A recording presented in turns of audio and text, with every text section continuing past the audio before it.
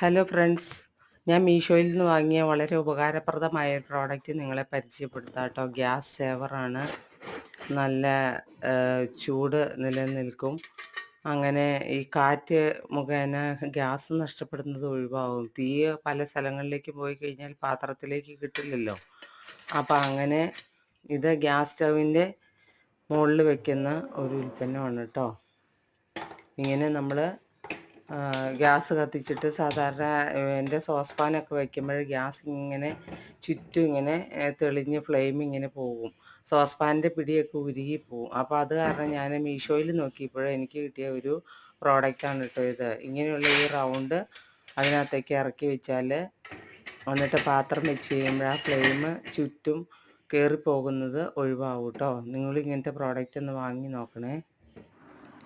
ഒരെണ്ണത്തിന് ഒരെണ്ണം ഫ്രീ ആണ് കേട്ടോ. പുറമേ നിന്ന് വാങ്ങുമ്പോൾ 200 രൂപയാവും.